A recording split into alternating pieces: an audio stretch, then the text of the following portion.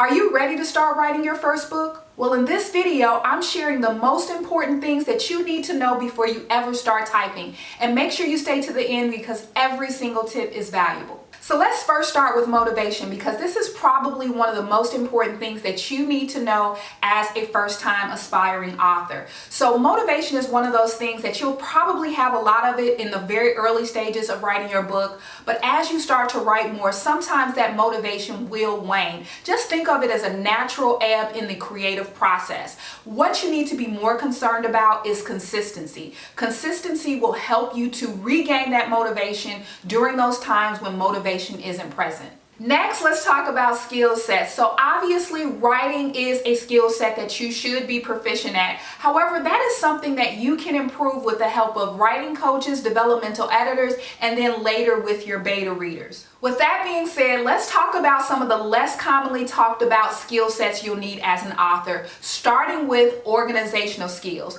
Organizational skills will be the backbone of your book project. Not only will it help you to organize your book, but it will also help you with the publishing and the marketing of your book as well.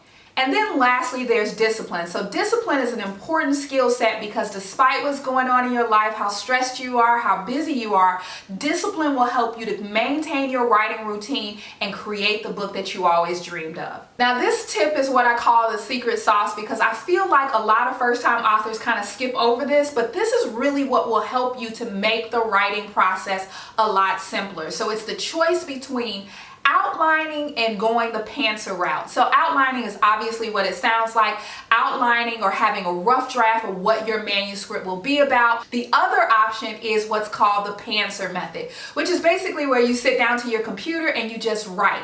Now, there's no right or wrong, but I say that this is the secret sauce because the outlining method, in my opinion, makes the writing process a lot easier, and especially for first-time authors. And if you're liking the tips that I'm providing in this video, make sure you check out my book, How to Write Your First Book, where I provide all of the foundational elements you need to know in order to start writing. Next up is understanding how to deal with feedback. So as you guys know, I'm a writing coach as well as a developmental editor. And as a developmental editor, I read a ton of manuscripts. And so I have a different perspective on feedback. Feedback is invaluable. Having a second set of eyes to look over your manuscript, ask questions of what you've written, to give suggestions is all going to be a very valuable part of your writing experience. Not only will it help you to grow as a writer, but it will help you to see your book from someone else's perspective. Now, with that being said, it's important to balance feedback with writer instinct. There's going to be certain things that you know as the writer of your book that will be different from my perspective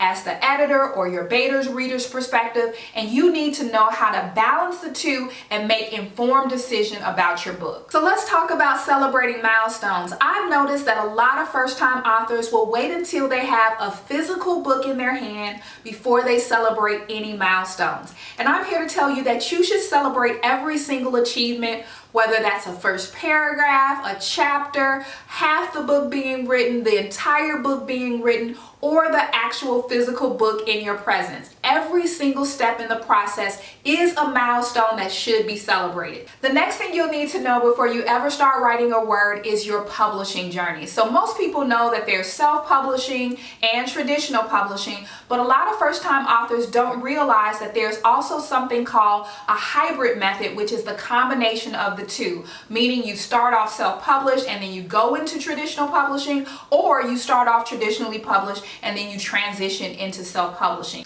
Each option has its pros and cons, but choosing the right path is a crucial decision in your author journey. Lastly, let's talk about what happens when you write the final word. So the first thing you want to do is step away from your manuscript. Now, obviously you don't want to step away from your manuscript for a really long time, but you want to step away long enough that you can go back with a fresh set of eyes. This fresh set of eyes will help you to gain new perspective and make improvements in your writing.